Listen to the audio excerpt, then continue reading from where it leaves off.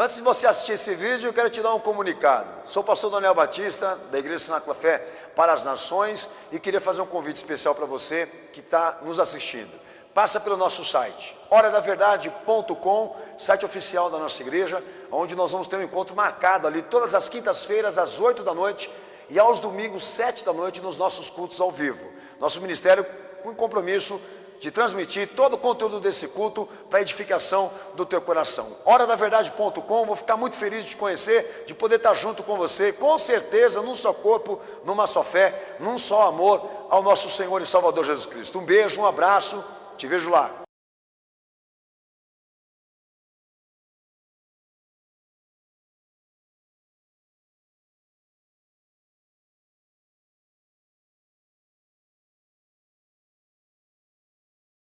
Amados, eu vou ler o texto Romanos 9:18, todo mundo me acompanha nessa leitura em nome de Jesus. E diz o texto o seguinte, Romanos 9:18. Logo, pois, ele se compadece de quem quer e endurece a quem quer. De Miás, então, por que se queixa ele ainda? Porque quem resiste à sua vontade? Mas, homem, quem és tu que a Deus replicas, dirá a coisa formada ao que formou, por que me fizeste assim? Ou não tem um oleiro poder sobre o barro da mesma forma para fazer um vaso para honra, outro para desonra? E que direi se Deus, querendo mostrar a sua ira e dar a conhecer o seu poder, suportou com muita paciência os vasos da ira, preparando-os para a perdição, a fim de que também desse a conhecer as riquezas da sua glória nos vasos de misericórdia, que para a glória já dantes preparou, ao qual somos nós, a quem chamou, não só dentre os judeus, mas também dentre os gentios. Como diz em Oséias, chamarei o meu povo ao que não era meu povo, e amada a que não era amada. Amém? Quem crê nesta palavra dá glória a Deus? Quem crê dá glória a Jesus, cenáculo. Pode se assentar, Deus abençoe a todos em nome de Jesus. Estou orientado pelo meu Senhor aqui nessa noite a trazer a você, pela revelação de Cristo, uma noção do que seria a providência de Deus nas circunstâncias pessoais.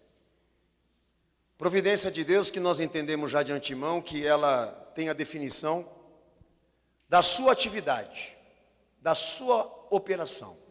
Eu queria já de primeira mão dizer à igreja, para abrir o texto de Colossenses 1:17, vocês vão ler em voz alta em nome de Jesus, e por intermédio desse texto, nós vamos entender melhor o que seria a providência no caráter, na ação de Deus. Pode ler Colossenses capítulo 1, verso 17, em voz alta, cenáculo. Lê.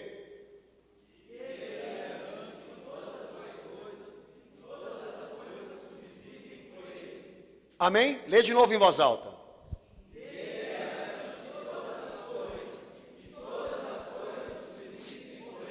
Amém. A palavra de Deus dá na doutrina o seguinte: as coisas que estão aí, elas não existem por si mesmas e não podem ser sustentadas por si próprias. Não há um conceito deísta de que todos aqui nesse mundo estejam vivendo dos recursos da criação sem Deus estar presente nisso, sustentando tudo isso. Eu vou dar um exemplo claro para vocês aqui. O ateísmo, que é umas vertentes mais poderosas, diremos assim, de alguns que pensam que existe um mundo sem Deus, é estranho, porque os mesmos que pensam isso, necessitam dos recursos que foram criados.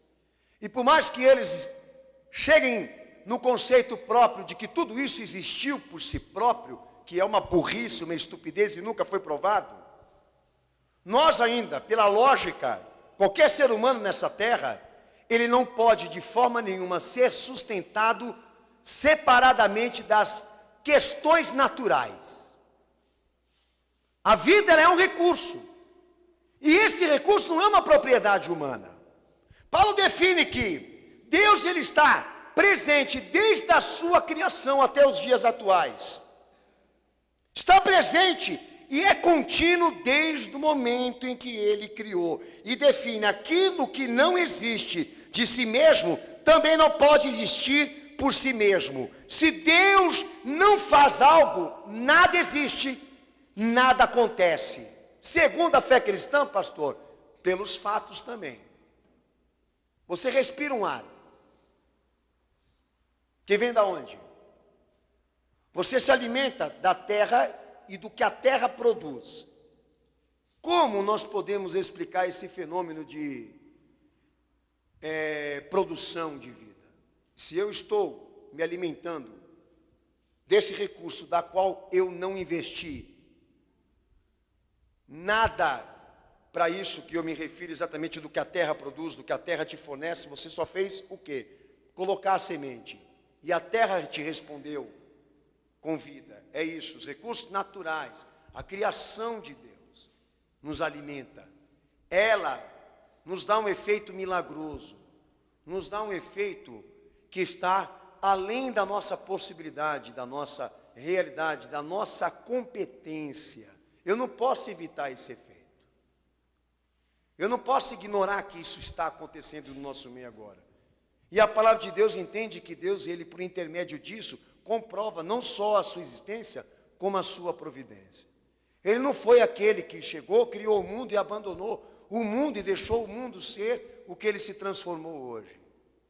Ele é aquele que criou, que se fez presente na criação, e por intermédio dos seus atributos, que ele comunicou, ele continua se fazendo presente. Nós não cremos num Deus inativo. Nós não cremos num Deus que está como também um espectador das coisas que estão acontecendo aqui. A palavra de Deus defende que Deus, ele tem o domínio e comprova a sua presença em tudo que acontece aqui. Então a providência de Deus, ela passa a ser, segundo as Escrituras Sagradas, e como Paulo mesmo aí pregou muito bem, uma atividade contínua. Deus está presente em qualquer coisa. No espaço, segundo o Salmo 104, no tempo, segundo Efésios capítulo 1, verso 9 ao verso 10 também, e nas obras criadas, segundo o que Paulo falou em Colossenses 1,17. Ele é o tudo, ele é todo o tempo, ele está presente em tudo que está criado. Então dizer que Deus não existe é fácil. Eu vou me tornar um ateu o dia que os homens passarem a não mais viver dependentes do que foi criado. Daí eu me converto ao ateísmo. Daí eu vou acreditar realmente que os homens são autossuficientes. Mas enquanto eles morrerem, da maneira como eles também nascem, enquanto eles se mantiverem dependentes desse espaço, desse tempo e dessas coisas criadas, eu não me rendo a essa ideia revolucionária que veio coroar o homem como se ele fosse alguma coisa. Até porque quem fez o levantamento dessas ideias já morreu. E a maioria deles morreu infeliz. Porque morreu sem provar a tese. Deixaram essas ideias no meio do povão para todo mundo ficar pensando sobre isso enquanto risca um baseado. Essa é a questão. Você quer uma ideologia? Você quer uma ideia? Eu quero a verdade. É que nem a ideia evolucionista nas escolas. Por que não a Bíblia? Se ela também é uma ciência. Por que a escola só adapta-se a querer falar sobre evolução? Porque o Estado é laico, pastor. Mentira. Porque a Bíblia também trata sobre ciência. Bíblia é história.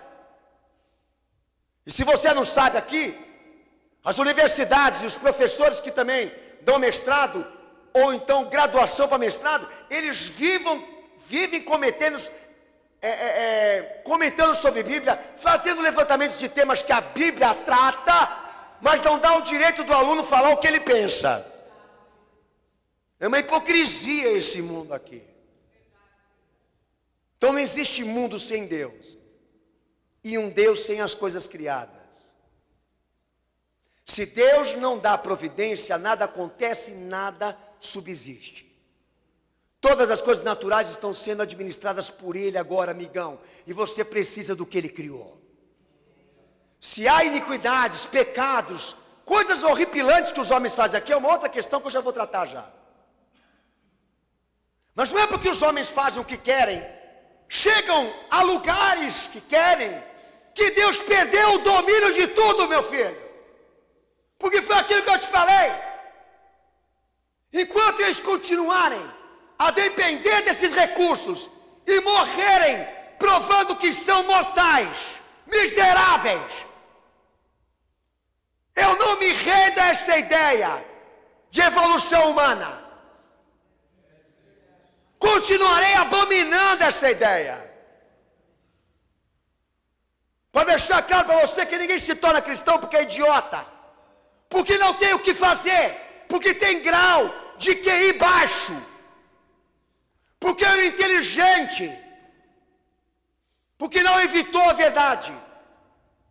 Tenha vista análise e analítica para olhar a tua família, olhar sua família, olhar do que são feitos seus pais, do que foram feitos seus avós, os seus bisavós, com todas as suas ideias culturais que ele recebeu por herança. O cara pegou todo esse pacote de besteira que o pai, a mãe e os avós pregaram para ele a vida toda, para chegar na simples questão: nada se provou. E quando Jesus abriu o braço e deu uma oportunidade para ele, ele veio e abraçou. Por quê? Porque enquanto as ideias lá ficaram sem evidências, Jesus foi a evidência que ele agarrou.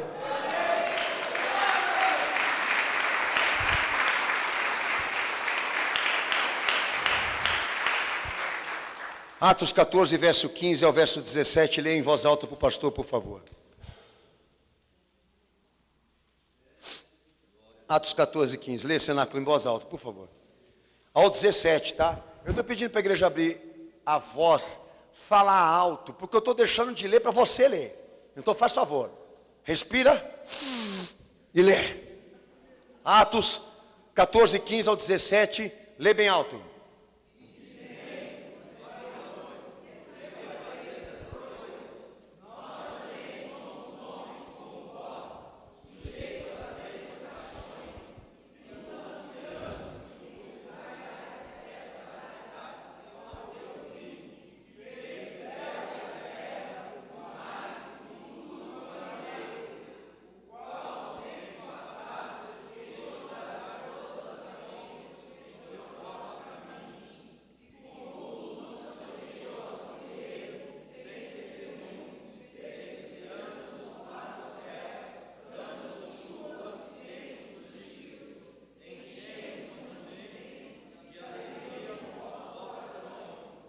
Amém. A providência de Deus na ordem natural. Você acabou de ler uma... É ciência, minha gente. Paulo está falando de ciência, de fé. Nada, segundo as Escrituras Sagradas, vem por acaso nessa vida. Se você pensa em azar, você é muito burro. Muito ignorante. Me desculpe o palavreado, mas é como eu te considero. Por que, pastor? A ofensa. Pela simples questão: o homem tem história para quê? Para dizer quem é ele. Então o ser humano ele é feito de existência, de atividade, de liberdade, e a Bíblia entende que Deus controla tudo isso desde a sua criação. E busca exercer a sua soberania, a sua glória, que foi o primeiro texto que nós lemos aqui, determinando exatamente o quê? Que Ele está presente em tudo que acontece na vida, entre os homens, na história dos homens. E biblicamente se confirma isso. Mas eu não entrei nesse mérito ainda. Mas aí em Atos capítulo 14, verso 15, ao verso 17 diz: nada é por acaso, tudo foi cuidado por Ele. Mas se Deus não se manifestou, não fez algo em pró aquele acontecimento, aquele fato, você não tem que fazer essa pergunta para Ele. Eu também já vou chegar nesse ponto. Você tem que fazer essa pergunta para você. O porquê? Bom, porque se a palavra de Deus define que Ele está presente e ativo desde a sua criação, dentro e fora de cada molécula, de cada átomo. Se a Bíblia deixa claro, e não é por uma questão de fé, também de lógica, que toda atividade e existência dos homens, como a sua liberdade, Ele também está cuidadosamente administrando tudo isso. O entendimento que nós temos é o seguinte: então vamos compreender e entender mesmo o significado disso. Porque se Deus ele esteve presente na minha história, participou de tudo que aconteceu na minha vida, então eu quero saber o porquê. Qual a razão e o motivo de eu estar vivendo tudo isso. E a Bíblia também te dá respostas. E eu não cheguei ainda aí. Mas Jesus, ele chega num ponto, lá em Mateus 10:30, que ele diz o seguinte: até mesmo o fio de cabelo da cabeça do indivíduo,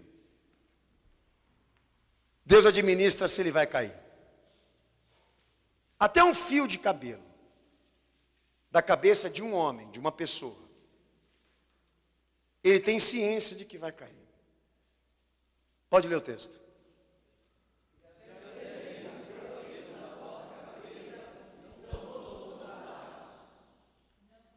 Por intermédio desse conhecimento, por intermédio dessa participação, por intermédio dessa presença, ele pode demonstrar bondade, ele pode demonstrar misericórdia, ele pode demonstrar a sua glória. Eu vou falar pela questão da existência. É simples entender Deus. Bom, se ele administra a existência do homem e cuida, ele determina quando o homem morre. Alguém aqui pode me dizer quando você vai morrer? É uma forma de Deus provar a sua soberania, a sua glória, a sua bondade, a sua misericórdia. Liberdade. Alguém aqui pode me dizer que história que você conheceu de alguém que tenha conseguido vencer tudo na vida dele e conseguir tudo que ele queria? Que essa liberdade que ele buscou, que ele tem, trouxe a ele tudo que ele sonhou um dia ter. Eu não conhecia essa pessoa nem esse homem também. Não existiu. Porque mesmo que esse prazer tenha sido alcançado por alguém, foi um momento, não foi toda a vida, toda a história. Isso não explica alguma coisa para nós? Explica. Que o homem não tem domínio de tudo que ele faz. O homem não tem poder para determinar o que será dele e até onde ele vai chegar. E outra coisa que eu citei aqui, a atividade dessa pessoa. Se Deus quiser quebrar alguém hoje aqui, Ele não vai quebrar? Se Ele decidir que você não vai mais falar, nem ouvir, nem andar, Ele não pode fazer? Se cabe um recurso para você ou não, isso é outro caso, mas estou dizendo a você, qual é a regra que está sendo pregada hoje aqui? Se Deus não se manifestar, você não existe. Você não sobrevive. Se não há providência divina nessa terra, até para quem está fora da igreja, então como que esse mundo está de pé agora? Então nós entendemos que até o indivíduo que não está na igreja, que não tem relações profundas com a fé, que não aceitou Jesus para se salvar, numa redenção interna, Deus está cuidando dele. Mas ele pega essa bondade, essa misericórdia e transforma em glória própria. Ele acha que ele é alguma coisa, que ele pode alguma coisa. Então por isso que a vida ensina aos homens aqui, e é necessário, de que eles não são nada. É que nem o povo americano, com todo aquele patriotismo, com todo aquele sonho americano, com toda aquela ideia de que os Estados Unidos é o melhor país do mundo. Foi o país mais traído na história pelos seus próprios patriotas, como os judeus também, que muitos deles não querem admitir que o holocausto foi projetado por homens que também são judeus. E vou te citar um aqui, Hitler, se você não sabe, também era filho de judia. Mas por que esse horror, pastor? Simples, porque os meios justificam os fins. E a regra do poder é essa. Eu vou fazer o quê? Nós estamos nesse mundo. Então nós estamos aqui porque a sua misericórdia, a sua bondade chegou a nós. Eu não sei se você vai aceitar Jesus, ou vai ser um crente, ou vai ser um cristão. Mas o fato é que você está de pé. Você está assim, porque Ele tem te sustentado, porque Ele tem te guardado, porque Ele tem tido misericórdia na tua vida. E é uma dos certificados que eu tenho, louvado seja o nosso Senhor Jesus, que o mundo não é administrado por homens, mas por Ele em primeiro lugar. Porque se o futuro e a existência dos homens estivesse na mão de um outro homem, nós já estávamos mortos. Porque os homens com um pouco de existência de liberdade, eles já estão fazendo o que eles estão fazendo aí, imagina então. Deus, Ele faz o que Ele quer. E como Ele quer. E quem é o ser humano para contestar com o Criador? Por que Ele formou as coisas assim? Por que eu nasci homem? Por que você nasceu homem? Pergunta para Marta Suplicy. Ela é sexóloga. Pergunta para ela. E ela vai dizer também por que ela nasceu daquele jeito. Deformada por botox. Ela pergunta para ela. Por que eu nasci homem, Martinha? Quem é você, homem, que replica ao Criador? Por que Ele te fez assim? Ele não pode fazer vasos para honra ou então vasos para desonra, se Ele quiser. Se Ele tem poder, Ele tem poder. Se Ele tem domínio, Ele tem domínio. Deus faz o que Ele quer e quando Ele quer. E por isso, nesse momento, pelo fato dele ser soberano, na questão e na ordem natural, e a providência dele estar unida com a sua soberania, nos torna pessoas bem miseráveis aqui. É óbvio que no final desse culto aqui, pode ser que vá sair dessa igreja hoje pessoas acreditando que são alguma coisa que podem existir por si mesma. Mas tenho certeza que também nessa mesma ordem, muitos aqui vão ficar nesse altar, ajoelhados e dobrados, se humilhando na presença dEle, porque entendem e compreendem que vivem da graça e da misericórdia dEle, da sua bondade. E uma das maiores provas que Ele nos deu, foi o que Ele fez na cruz por nós, foi descer aqui entre os homens, e ofertar a si mesmo, para que nós pudéssemos ter uma chance, uma esperança, com Deus, que estivesse além desse mundo que nós estamos olhando para Ele agora.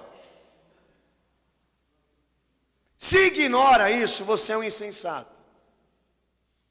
Se você ignora que há um agente superior a você, há um poder acima de você, há alguém acima de você, que te criou, que definiu o que você seria antes de você existir. Se você ignora isso, você é insensato, porque não levas em consideração nem quem está do teu lado agora. Então, se o homem tem tanto poder assim, se ele pode fazer tantas coisas assim com essa liberdade que Deus deu a ele, então por que as coisas estão como estão? O homem não tem domínio sequer sobre a questão da corrupção. Ele não tem domínio sequer sobre a questão da imoralidade. Ele não consegue lidar com as questões dos traumas, das dificuldades que estão inseridas na história da humanidade. Eles falam de evolução, de transformação, de nova era, mas os homens continuam cometendo atrocidades e violências com a vida, como eram feitas lá atrás da história dos cabeçudos, dos mamelucos, sabe Deus o quê? Será que você não parou para pensar? Em plena era de globalização, de tecnologia, de ciência avançada, os caras estão comendo o ser humano, pelo amor de Deus, como se fosse sushi. Picando gente, botando num saco, enfiando filho na lata do lixo. Que política social vai consertar isso, minha gente? Outro dia eu vi um sociólogo dizer, a corrupção é um fato, mas há a solução. Daí eu abri lá a matéria para dizer, então vamos ver a solução desse cara. Esperar um herói. Um político sensato. Quando que nós vamos ter um político sensato para contrariar tudo que está nesse mundo aqui? Se todos que entram para fazer parte disso. Então o bom senso e uma análise profunda de quem é um homem, da sua história, já te traria como um miserável, se rendendo ou na condição de rendição a esse Deus que eu estou te pregando aqui. mas porque você é duro, talvez, independente, talvez, dono de si mesmo, te faz o quê, então?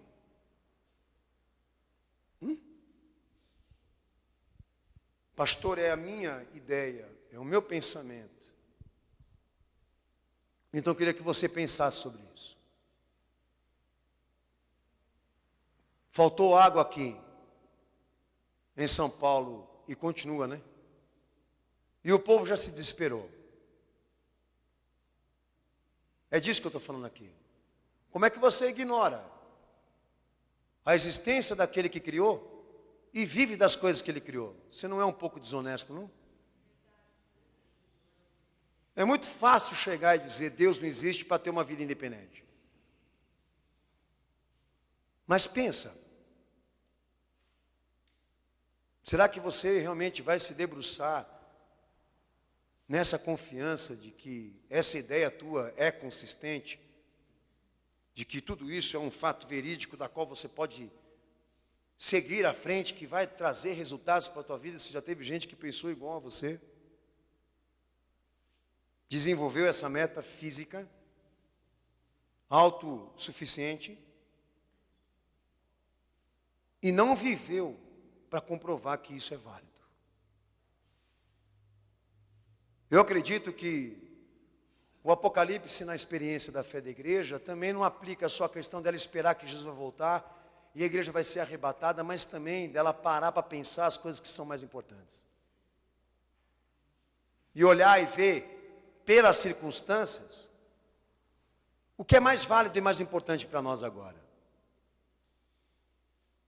Por exemplo, a família é uma coisa importante, depois de Cristo. Aonde está ela? Agora. Há coisas importantes que nós tínhamos que estar nesse momento preocupados. Não é só com a questão da sobrevivência, mas também da relação, do respeito, do caráter, da índole, da honestidade. E aonde estão esses valores agora? Qualquer lugar que você olha, você não vê mais respeito nem amor, nem fidelidade, nem honestidade. Então é esse mundo que nós vamos nos assegurar de que ele vai dar certo? É esse mundo que nós queremos para nós?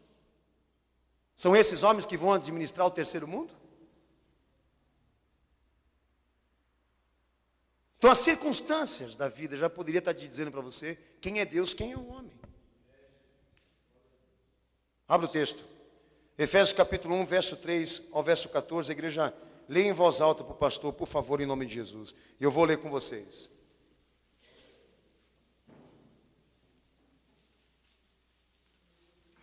Efésios 1, do verso 3 ao verso 14. Amém? Vamos ler? Bendito seja o Deus e Pai de nosso Senhor Jesus Cristo, o qual nos abençoou com todas as bênçãos espirituais nas regiões celestiais em Cristo. Pois nos elegeu nele desde a fundação do mundo para sermos santos e irrepreensíveis diante dele em amor. Nos predestinou para sermos filhos de adoção por Jesus Cristo, para si mesmo, segundo o benefácito da sua vontade, para louvor e glória da sua graça, no qual nos deu gratuitamente no seu amado.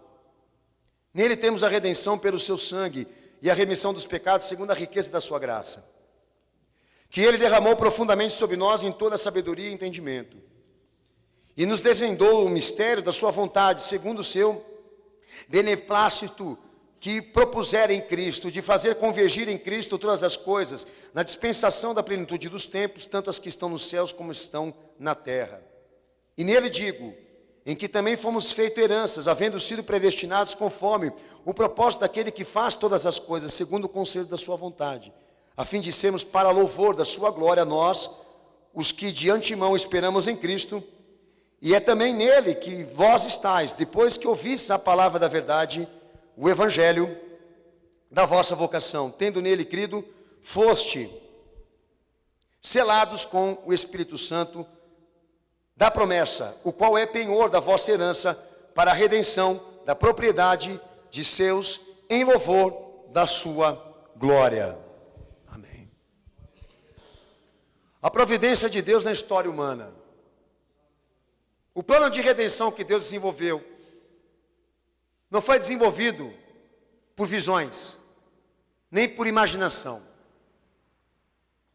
Jesus, ele é um projeto de Deus para ser cumprido pelo seu único Filho. E a preocupação de Deus quando ele queria trazer um Salvador para recuperar o que Adão fez, e posteriormente todos também fizeram, porque é o pecado original. Deus teve a preocupação de executar tudo isso dentro da história do homem. Ele não fez só dentro de uma casa, ele fez na história da humanidade. Ele anunciou dentro da história dos homens. Ele executou o Salvador por intermédio de uma virgem, de uma judia virgem. Não com o interesse de dizer que Israel é alguma coisa, mas também de trazer à tona a história desse povo. E firmar mais ainda o conceito de que a sua salvação foi executada na vida das pessoas, para que fosse lembrada, profundamente vista, testemunhada por todos. O mesmo Jesus que veio em forma humana para que virasse história e arqueologia e prova científica da existência dos fatos, é o mesmo que virá pela segunda vez para arrebatar aqueles que ele salvou, e diante do mesmo mundo em que ele foi crucificado e morto, para que todos o vejam. Quando Deus o amou, ele não amou de porta fechada, ele não amou de maneira misteriosa ou oculta, ele se manifestou com propriedade diante de todos. Tanto que aceitar a Jesus como Senhor é uma coisa de fé e da fé, mas negar a sua existência é negar a história. É disso que eu estou falando aqui. Então Deus, ele quando veio com providências, ele fez questão de fazer isso dentro da história dos homens, para provar a todos que ele administrou seu plano na minha história, na tua história, e que foi o que Paulo disse aqui. Nós não cremos num Deus inativo, nem num Deus mero espectador.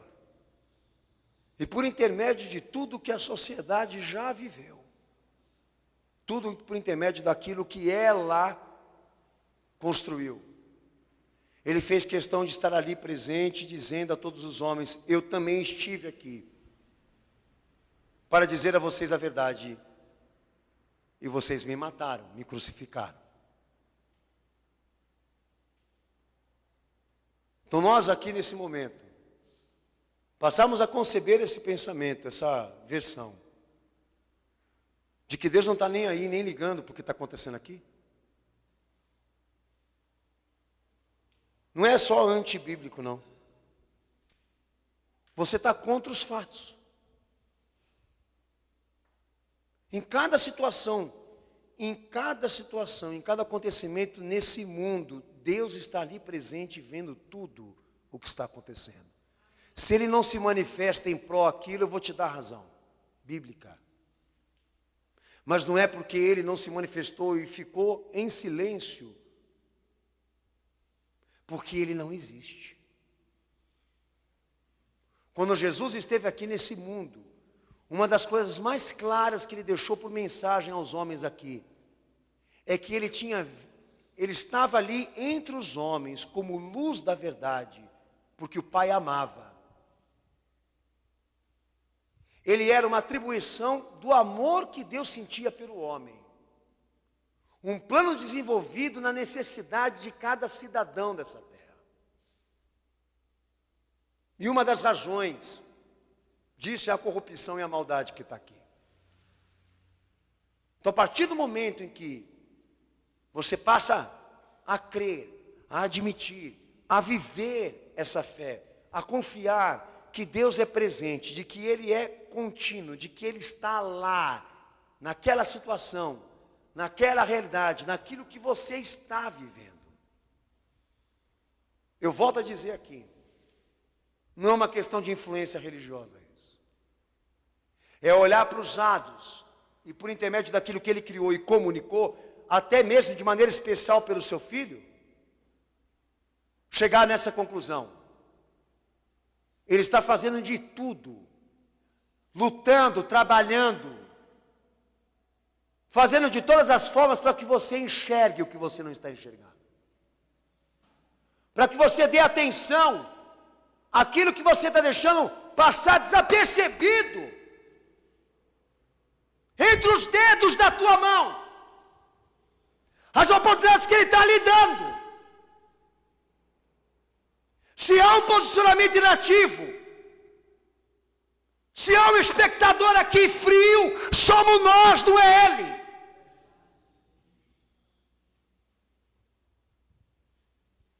Porque quem se permitiria aqueles flagelos que foram aplicados ali na cruz quando o seu filho esteve aqui?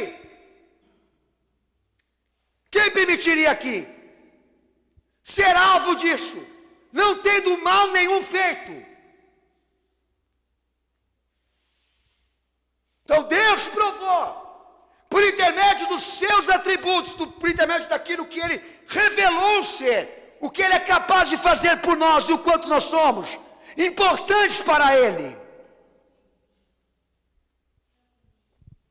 Mas se nesse meio de circunstâncias da tua vida, você teve alguma decepção, alguma frustração religiosa, você tem que fazer o levantamento disso e ver se isso é verídico, se isso funciona. Procede. E a Bíblia está aí, ó. Para fazer conceito de Deus, eu estou fazendo isso com você aqui agora. Quem é você para vir replicar com Ele aqui hoje? Quem somos nós para dizermos como Ele tem que administrar as coisas? Quem é o homem para dizer ao Criador como Ele precisa decidir, julgar as coisas como elas são? Essa talvez seja uma das maiores verdades que você está evitando na tua vida. O fato que nós estamos prestes a ver Jesus voltar pela segunda vez e saber, ter a tristeza de saber, que há pessoas que estão ignorando tudo isso que está acontecendo. Dá uma salva de palmas para Jesus. Deuteronômio capítulo 30, versículo 15. Deuteronômio 30, versículo 15.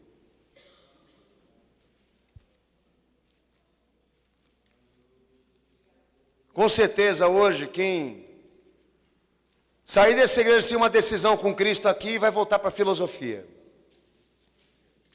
Vai voltar para os braços de Aristóteles. Vai agarrar. Deuteronômio 30, 15, a igreja abra. É um versículo simples, mas poderoso. Diz assim: veja, hoje te ponho a vida e o bem, a morte e o mal. Lê bem alto.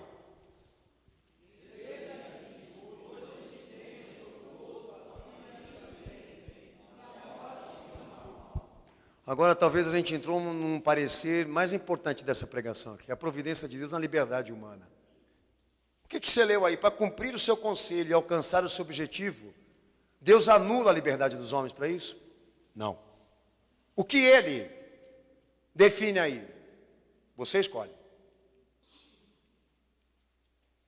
Aqui está a vida, aqui está a morte, aqui está o bem, aqui está o mal. Você escolhe. Se tem uma coisa que a palavra de Deus me certifica, é que a providência de Deus não anula o ser humano no quesito da sua liberdade de escolha. O homem, ele é livre para fazer qualquer coisa que ele quer, mas a Bíblia também define que ele é responsável por tudo que ele faz. E mesmo Deus querendo alcançar os seus objetivos, executar a sua vontade e o seu conselho, a sua sabedoria, Ele não anula a liberdade dos homens. E aí na providência de Deus nós temos uma causa secundária, para explicar muitas coisas aqui nessa vida, que não se resolvem. Não é porque Deus não quer fazer nada, porque isso compete a nós fazermos. Quando você põe providência na Bíblia, a Bíblia te traz o que eu estou te trazendo aqui hoje por informação. E obrigatoriamente, quando se fala de providência divina, obrigatoriamente o homem tem que entender também o que seria uma causa secundária. Porque ali, Deus está tratando de uma coisa que a providência dele não pode anular, não pode se intrometer, não pode manipular. Porque desde que ele chamou à existência tudo que ele criou, ele fez o homem assim, livre e responsável. Está aí, meu filho, o caminho do bem e do mal, o da vida e da morte. E quando Jesus veio, ele reforçou mais ainda isso, pelo evangelho que ele pregou. Então, se tem alguma coisa dando errada na tua vida aí, se tem alguma coisa que não está dando certo aí, não põe essa culpa, essa desgraça na conta de Deus, e nem na conta da fé, e nem na conta de Cristo. É como a corrupção da igreja. É a mesma coisa que os pastores estão fazendo com a igreja. Por que Deus não para tudo isso, pastor? Por que Ele não breca tudo isso? Porque tem um tempo estimado que Ele vai fazer isso aí. Um dia para isso. No momento Ele não quer fazer. E se eu for lá brigar com Ele, por quê? Ele vai dizer para mim o que eu já disse para você. Eu faço como eu quero e quando eu quero. Ô vaso de barro. Quer sentar lá na mesa lá e administrar o mundo? Se você não consegue nem administrar a sua vida.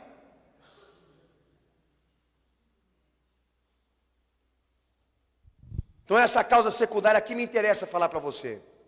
Gálatas 6, verso 7, verso 8. Daí eles entram dentro da igreja, com aquele pensamento obscuro. O que está acontecendo com a minha vida aqui agora, é porque a minha mãe não me abençoou. O que está acontecendo com a minha vida aqui agora, é porque fizeram uma macumba, é coisa do azar, é porque eu vesti preto na sexta-feira, é porque não sei o que, não sei o que lá. Daí ele entra na mitologia, daí ele entra na mística, daí entra na cabala, daí entra nas explicações horóscopas, porque ele é virgem, porque ele é gêmea, porque ele é isso, porque ele é aquilo. Você quer o quê? É o mundo que a gente está. Por que, filho, que não está dando certo na tua vida? Porque meu signo é jegue. Porque, pastor, meu signo é jegue. Eu nasci, pastor, entendeu? Para dar coice e levar coice. Eu nasci para comer capim. Nasci para ser burro. Nasci para estar tudo errado na minha vida. Querendo ou não, não deixa de ser uma autopiedade. Porque o cara não quer assumir a responsabilidade dele. Lê o texto. Gálatas 6, verso 7, verso 8, lê.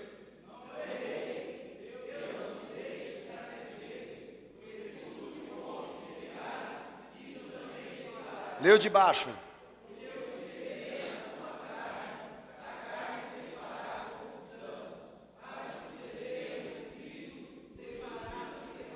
Amém, amém. Esse texto, Paulo está dizendo exatamente uma coisa importantíssima que o Evangelho defende. Deus está presente.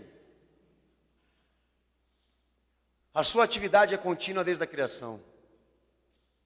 Mas leve em conta que dentro do espaço do tempo e da circunstância, Ele te deu autoridade para você escolher.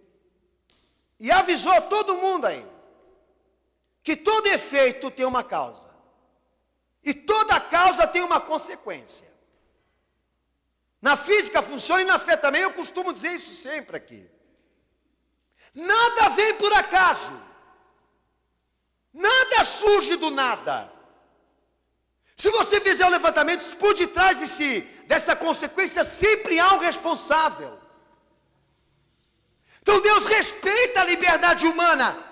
Por mais que Ele tenha domínio e poder sobre ela, e possa fazer com ela o que Ele quer, Ele não anula a tua responsabilidade, como não anula a tua escolha. Hoje você vai ser dessa igreja sem aceitar a Jesus Cristo, e se adaptar ao que Ele te pede. É uma escolha tua, que vai ter consequência. Eu quero o mal, eu quero as trevas, eu quero a liberdade sem custo. Eu quero ser o que eu quero ser. Quero mandar na minha vida. Quero fazer da vida o que dá na minha telha. Ok, Raul Seixas. Eu nasci há 10.000 anos atrás. E ninguém nada neste mundo. Né? Que lindo. Na hora do rock, do tudo maravilhoso. A hora que a realidade chega. Entendeu? daí ele vem botar a culpa em Deus.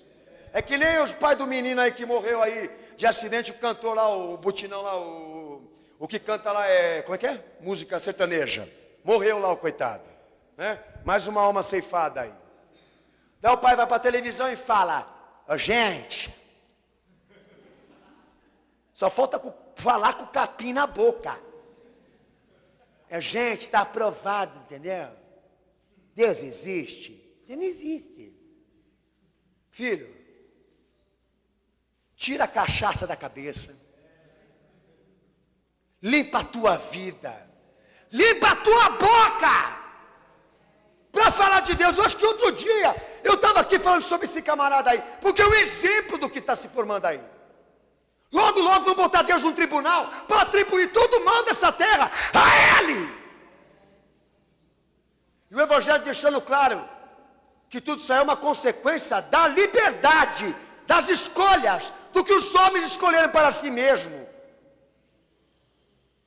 E Deus, para obter a glória, julgou o que eles escolheram. Simples assim.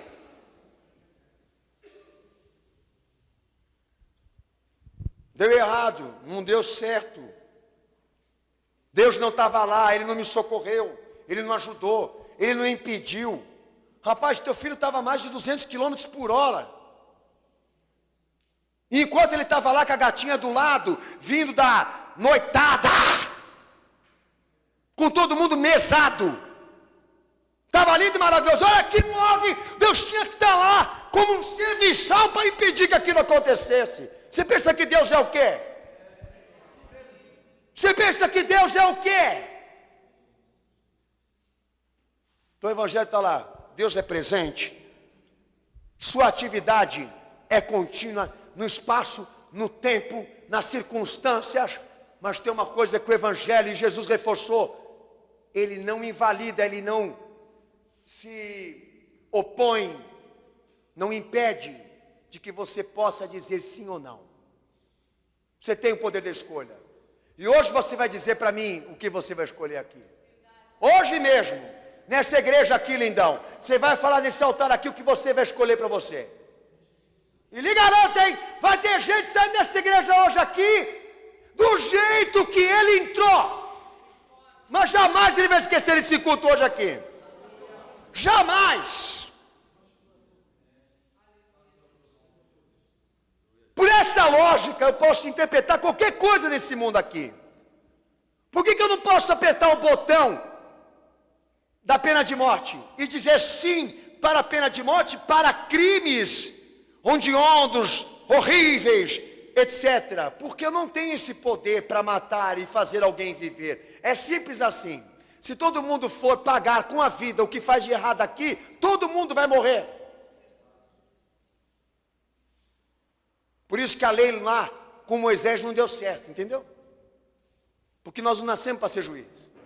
Aborto justificável, como que eu posso matar uma vida para preservar a outra? É simples assim, querida. Quando você tem 12 anos, não se prostitui, querida. Mamãe não está te ensinando que transar dá filho? Agora aparece uma criança de 12 anos. A mãe fala: eu quero tirar o que está dentro dela, como se fosse um monstro.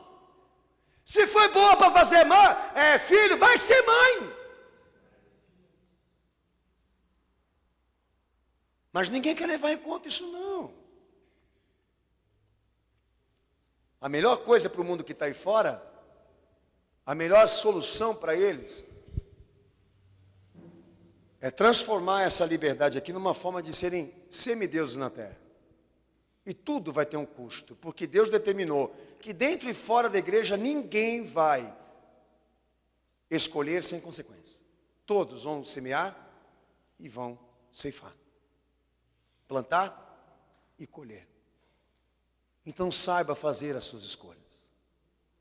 E se caso você errar nela, admita a tua culpa e a tua responsabilidade, e para de incriminar Deus e dizer que Ele não existe, porque você não teve o livramento, a providência que você precisava. Há uma causa secundária aqui na providência de Deus, e nós somos ela. Se a vontade, a bondade, a misericórdia dele não se estenderam evidentemente para mais lados, é porque isso aqui interferiu. Marcos, capítulo 10, 21, diz que chegou um homem para Jesus, sentadão no seu cavalo, né? Sentadão no cavalão dele, todo confortável, né? Bonitão da balachita, chegou perto de Jesus e disse lá: Senhor, olha, eu faço tudo, eu sou tudo, eu cumpro tudo, e eu quero saber do Senhor o que eu faço para ser perfeito. E era um tremendo de um safado, né? Mas ele queria o quê? Impressionar o Senhor. Como muita gente entra na igreja e quer impressionar também o pastor. Ou o pastor também quer impressionar a igreja, né? Com a fala burra, ou então com a gravata de seda, seja como for, né? O Senhor olhou bem nos olhos dele, viu que ele era um cafajeste mesmo, sabia que era um pilantra, deixou claro depois que ele foi embora. Mas o que o Senhor pregou para ele? Você quer ser perfeito? Você tem a liberdade de escolha. Pega tudo que você tem, vende e dá aos pobres. Daí você vem e me segue. Aí você vai ser perfeito. O que ele fez? Pegou a liberdade dele, botou primeira no cavalão, deu área. Falou: o quê? Vender tudo que eu tenho, dar para os pobres, que meu pai morreu para ganhar, e ainda seguir esse filho de carpinteiro que sabe Deus quem é ele aí. Plocopló, plocopló, copocló, foi embora, deu marcha, deu área. Nós não sabemos o que aconteceu dele, mas pelo evangelho a gente já sabe qual foi o desfecho dessa história. Mas Jesus foi lá: pega ele do maravilhoso, fica, eu preciso de você. Lady Gaga, ele foi lá falar: não, vem cá meu amor, você é lindo, você é tudo para mim. Não fez isso nem com os discípulos lá? Plocotó, vai filho, tchau da área. Quem crê, está salvo. Quem não crê já está condenado.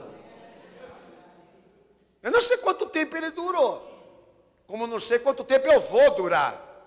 Mas o fato é, Jesus não impediu aquele homem de escolher. Como eu também não quero te persuadir a ser um cristão nato aqui nessa noite, porque eu sei que eu não posso interferir na tua escolha, nem viver fé, entendeu? Pelos outros, não posso, não tem esse poder, Deus não me deu isso aí. Ele quer saber o que você sente, Ele quer saber o que o teu coração fala agora, o que está passando pela tua cabeça. Pode ser que você esteja pensando assim: mas esse pastor é um idiota, né? Ô bicho besta, cala a boca logo pastor, para de pregar. Pode ser que você esteja pensando assim agora, mas tudo Ele está vendo, e lá anotando no livro de cada um de nós aqui, cada palavra, cada circunstância, cada vírgula, cada acento. E lá na frente, Ele vai te lembrar de tudo isso, como me lembrar também.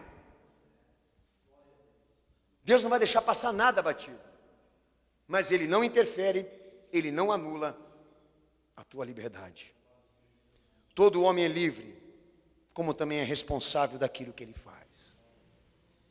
Essa é a lei que impera no mundo, segundo o evangelho que nós pregamos aqui. Nem o diabo, nem as potestades. O diabo só come a carniça que fica, ele só fica para comer o resto da festa. Mas quem constrói e edifica aqui são os homens. São eles que vão responder. E agora eu entro na questão da circunstância pessoal. Deus, Ele é presente. Nada vem por acaso, tudo Ele está ali cuidando, administrando para que seja de acordo com a escolha dos homens. Mas dentro da circunstância pessoal, a pergunta que surge aqui é o seguinte: por que os ímpios prosperam, pastor, então? Até quando eles cometem injustiça contra os justos, contra os crentes? Por que tem impunidade? Porque a corrupção muitas vezes não é julgada pelo próprio Deus, pastor. Porque segundo o texto de Atos 17:31 e como outros também, há um dia para Deus julgar. E os ímpios prosperam, mas por um momento. Todo mundo aqui que está me ouvindo agora nessa pregação vai pensar nisso aqui. As circunstâncias nos ensinam. Eu olho muitas vezes para aqueles que chegam no topo da vida, da história, da glória, eu olho para eles e penso assim: bom, os caras conseguiram tudo que eles queriam por intermédio do poder, do dinheiro, da fama, e como eles terminaram?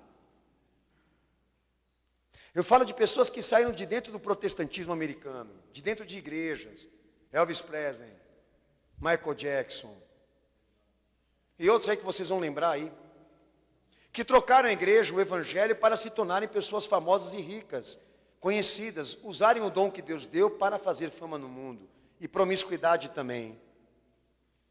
Qual foi o fim deles? Hoje uma irmãzinha procurou o pastor e falou assim: poxa pastor, eu me sinto perseguida na escola, os meus colegas, eles me perseguem, eles debocham de mim por ela ser cristã. Daí eu disse para ela o seguinte: é porque você não está conseguindo debater essas colocações. Você tem que mostrar para aqueles jovens na tua escola o motivo pelo qual você quer essa versão. Por que você escolheu ser esta versão? Uma crente temente. Daí o pastor orientei ela: você tem que dizer para aqueles cabeçudos, cheios de espinha na cara, tem que dizer para eles o seguinte: minha gente, eu fui lá pesquisar na história e na biografia de gente que avançou, conseguiu, prosperou, foi famoso, teve tudo que uma pessoa sonhou um dia ter. Eu fui lá pesquisar se a liberdade dessas pessoas teve um desfecho maravilhoso. E eu cheguei na conclusão que a liberdade demais, ela faz mal. Então eu preferi ser virgem e casar virgem, preferi não me prostituir, não ser promíscua, não sair por aí se drogando, se viciando, porque todo mundo que vai, não volta.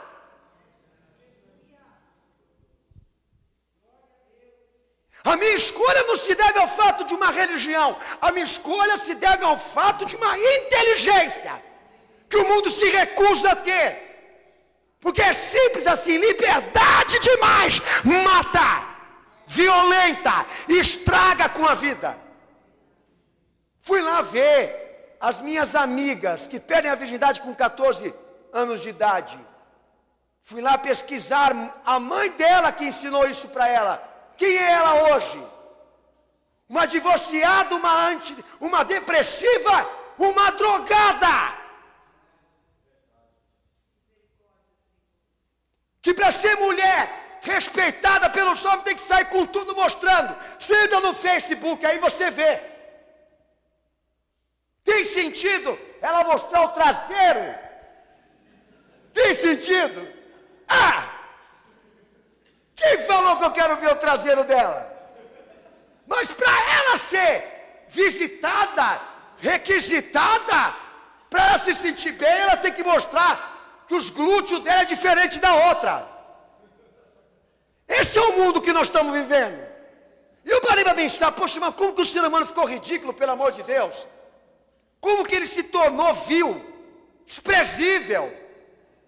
Eu não quero isso para mim, tá? Então fala para aqueles caras que tem espinha na cara, o porquê que você é assim? Porque você entende que pelas circunstâncias da vida, da história, dos homens, da tua família, do que está dentro de você, você analisou, pensou, refletiu, que tem coisas na vida que por mais que a gente queira ser, é melhor não ser.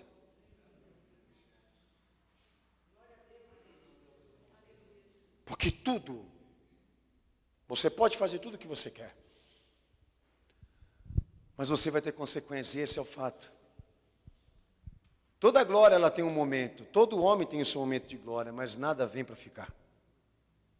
E um dia Deus vai julgar. Então não se baseie na vida do outro e daquele outro, porque você pode estar fazendo um exemplo muito errado, uma escolha de exemplo muito errada. A melhor coisa é procurar ser exemplar e se inspirar em homens que se destacaram na fé. Aí entra a questão da igreja. Não são ricos, não são famosos, não são homens que tiveram mansões. Pelo contrário, tiveram uma vida completamente oposta do que o mundo é. Mas as suas escolhas e as suas opções, a sua vida, lhe trouxeram compensações espirituais, mentais, humanas, que o dinheiro não paga. E você pode estar perdendo por isso. Por não saber o que é o ouro, a prata, a verdadeira riqueza. A vida pode estar escapando pelos dedos da tua mão e você não está percebendo isso. Por quê? A providência de Deus exige compreensão nossa aqui. Por que Deus tolera sobre o ímpio? Porque Deus tem tolerância com eles, com o pecado que eles fazem. Romanos 2,4, 2 Pedro 3, versículo 9 também diz aí. Porque Deus ainda de certa forma quer dar a ele tempo para se arrepender, tempo para que eles pensem. O pastor, eu sempre medito nessa questão, pela circunstância da minha vida, que se Deus fosse intolerante comigo, o que eu fiz lá atrás, antes de me converter, Ele já tinha me matado de antemão pelas atrocidades que eu fiz. E eu sempre quero me considerar o pior de todos onde eu me coloco, sempre, porque eu fui filho de pastor, filho de missionária, desde criança cometendo atrocidades como uma pessoa ímpia, como uma pessoa comum, e por isso eu me torno e quero ser sempre o pior de todos. Daí quando Cristo Ele vem, me resgata, me salva, me liberta dessa condição lá, mais ou menos 20 anos atrás, o pastor eu sempre levo em consideração como que Deus foi bondoso, como que Ele foi misericordioso, como que Ele foi compassivo, como que Ele foi longânimo, dentro desse espaço da minha irracionalidade, da minha ignorância. Ele tinha esperança de que eu me arrependesse, Ele tinha esperança de que um dia eu escutasse, ouvisse Ele me chamar. E muitas vezes você olha por intermédio de pessoas que fazem corrupção, por exemplo, a Dilma, o Lula, toda a cambada do petrolão. E você olha essa corrupção e você fala, esses caras merecem o inferno. Deus não pensa assim.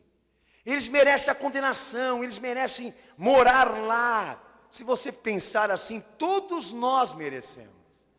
E porque nada acontece com eles, então o negócio é roubar, então o negócio é fazer o que eles fazem. Porque eles estão lá, no bem bom, e eu estou aqui só me ferrando. É assim que todo mundo pensa. Mas aí é que está a questão. Eles estão assim, porque Deus, de certa forma, está dando a ele tempo também para enxergar. Ah, se o botão tivesse no meu dedo, eu apertava na hora a descarga e mandava todo mundo lá para baixo. Glória a Deus que o destino desse mundo não está na tua mão, né? Porque teve uns lá atrás também que me conheceu, que eu também azucrinei pra caramba, que os caras também queriam mandar lá para baixo também. Louvado seja o Senhor que o meu destino não estava na mão, né, de quem eu azucrinei e prejudiquei. Eu tenho realmente coisas que eu falo, como que esse cara ainda vive, Senhor? Como que ele ainda está vivo? E o Evangelho fala, ele está vivo porque eu morri por ele. Porque eu morri. E ele só vai ser ceifado quando Deus tiver realmente a certeza de que ele não vem. Por isso que há circunstâncias que são imediatas e há outras que são longas, porque Deus administra, pela sua onisciência, cada caso. Você pensa que você está vivo por quê? Porque você é bom? Você está vivo porque você é gostoso? Porque você tem um nariz que nem o do Michael Jackson, já que eu falei dele aqui? Hã? Que você tem uma pele rosada? Uma barba que nem a do padre Fábio? A Lindolanda. Ele pensa que ele está vivo, que ele é um cara cheio de sorte. Eu quero um cara cheio de graça. Eu nasci para brilhar. Toma cuidado para não bater a tua Land Rover então, lindão. Toma cuidado com ela. Texto de 1 Pedro capítulo 1, versículo 7, sei lá, que eu estou terminando aqui.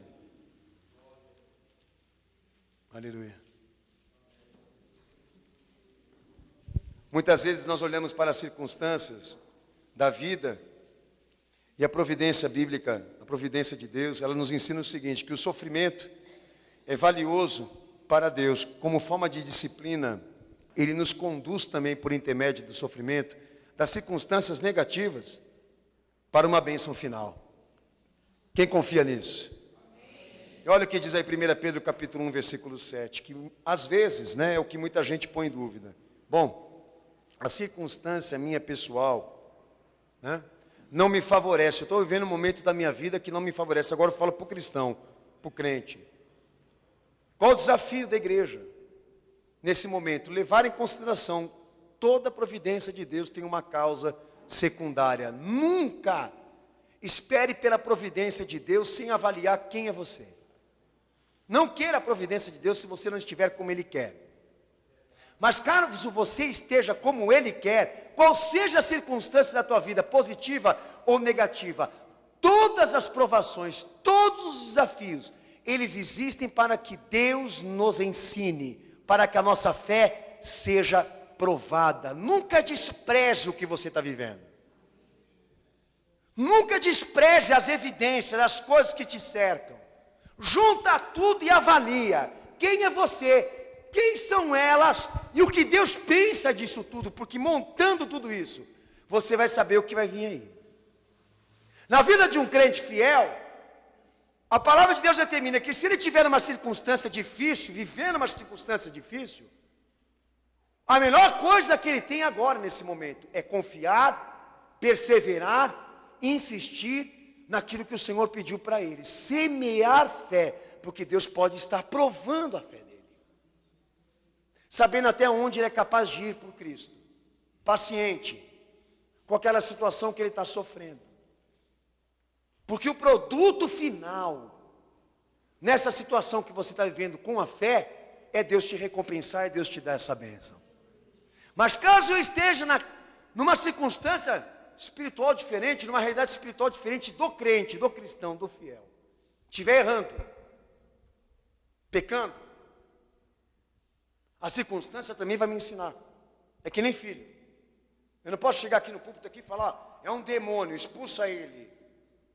Ele tem um capeta no corpo, pastor. Eu não posso fazer uma coisa dessa e dizer que esse adolescente, esse jovem, esse adulto, está cometendo tudo isso por influência demoníaca. Não é falta de educação, é falta de amor, é falta de família, é falta de um monte de fator aí que nós temos que levar em consideração. Então eu prefiro começar a orar expulsando o demônio da mãe, do pai, para depois expulsar dele. Porque as circunstâncias me ensinam. Elas nos disciplinam e Deus permite com que elas estejam aí na tua experiência humana. Tanto para ensinar o que você está errando, como para ensinar o que você tem que lutar, perseverar, brigar, até alcançar essa graça com Deus. Nós não podemos evitar.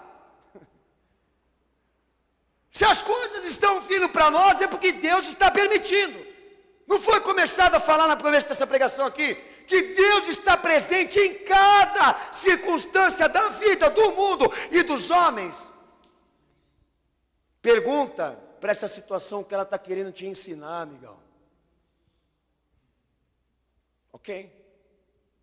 Eu tenho um pai que pega uma arma, vai no meio da praça, na frente da minha casa, dá um tiro na cabeça. Eu vou dizer que Deus não estava lá para ajudá-lo? Leve em consideração quem era o seu pai antes disso. Um homem que vivia praticamente 12 horas em cima de uma mesa trabalhando para ter um pouco mais do que ele tinha. Que esqueceu os valores fundamentais, as coisas simples, que um homem também pode se sentir honrado e feliz. E se debruçou em trabalhar, em conseguir para poder ter condições econômicas e financeiras para alavancar a sua família. Quando isso foi tirado dele, ele não se sentiu mais gente. Foi lá e meteu um tiro na cabeça, porque não queria ser desonrado perante a sua família. Deus não tem nada a ver com isso. Mas se ele não impediu na loucura do homem, é simples essa resposta. É porque ele é um fator secundário. É a escolha dele. Mas já teve casos de cara que se atirou da ponte, caiu 10 metros lá embaixo e não morreu. Como que você explica isso, pastor? Que o cara não é útil nem para se matar. Que o cara não é nem bom para se matar. Meu santo Jesus, hein? Como é que eu vou explicar um cara de 10 metros cair e não morrer? É porque ele não é bom no que faz mesmo. Mas ele teve direito a isso, ele teve poder para isso, e Deus deixou. Vai. As circunstâncias pessoais, a providência de Deus, ela nos ensina por intermédio de tudo que a gente está vivendo aqui agora. Poxa, pastor, eu tive uma desilusão no meu amor. Uma pessoa que eu amava me traiu. Nossa, minha queridinha, bem-vinda à realidade, né? E você acha que eu vou querer agora te dar o óleo da paixão? Olha o óleo da paixão. Vou dar o óleo da paixão para a senhora conseguir prender direito aí esses partidos, para deixar que nós vamos fazer um bem bolado aqui, entendeu? Né? É muito simples, não tem mais homem. Não tem mais ser humano agora, seja o que Deus quiser. Você não pode escolher mais com óculos, agora você tem que tirar todo o esqueleto. E lá na delegacia tirar o esqueleto dos antecedentes do cara para saber quem ele é. Que bandido agora não tem mais aparência. O mal não tem mais aparência. Ela entra toda frustrada. Né? Sonhou demais. Nós não podemos ficar sem essa misericórdia. 1 Pedro capítulo 4, 13 diz que as circunstâncias, por mais que sejam negativas, ela amadurece espiritualmente o crente, a nossa mente. 1 Pedro 5,10 diz que desenvolve também o caráter de um cristão. Hebreus 12, verso 5 ao verso 11 diz que também nos traz santidade, propósito de disciplina. E lá em Romanos 5,3 diz que produz alegria, perseverança, experiência e esperança, ensinando os fiéis que podem esperar nele, com paciência e humildade. Nós temos um Deus para confiar. Ele vai estar lá. Por isso não tenha medo da injustiça, nem do mal que te fazem. Cada um vai ter a sua parte, cada um vai receber o que merece. No demais, foi como eu disse no começo dessa pregação, o mais forte para nós aqui não é dizer para o gay que ele está errado em ser gay, é dizer para ele, sem Jesus você já está condenado. Porque o propósito da fé, de eleger Ele Salvador da tua vida, não é religioso.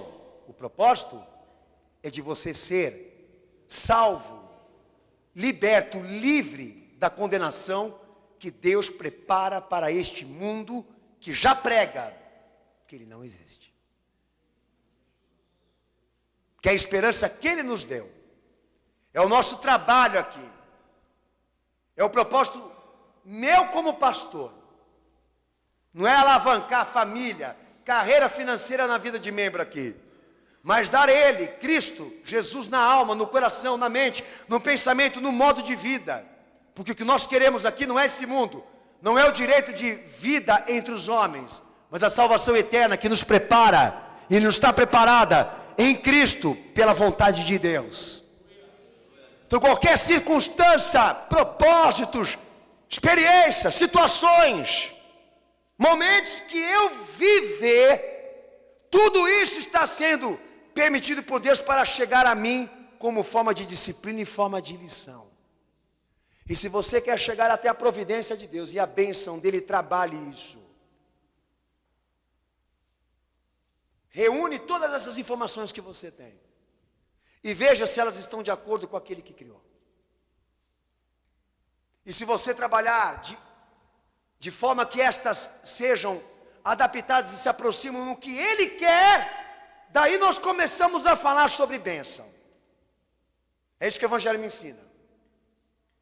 Não vai ser a meia e a cueca do pastor que vai te trazer a bênção. Toma.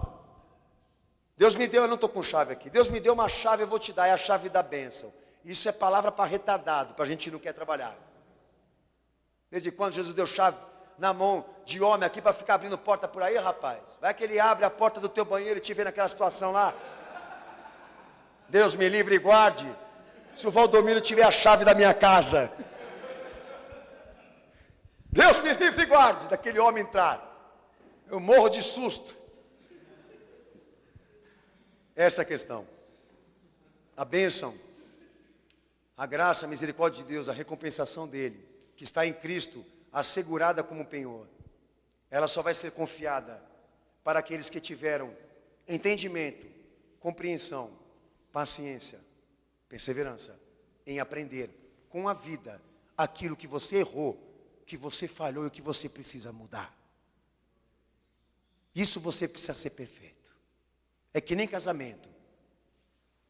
Por isso que divórcio na Bíblia não existe. Porque o Evangelho é a favor de que você faça a escolha certa.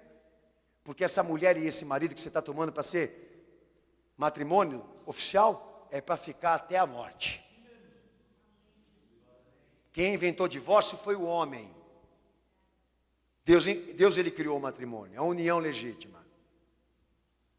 Agora não adianta chegar aqui no altar e dizer que não era bem como você pensava.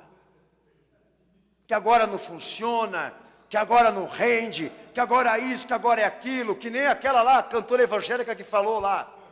Meu marido não quer sexo, meu marido não quer isso. Minha senhora, você escolheu.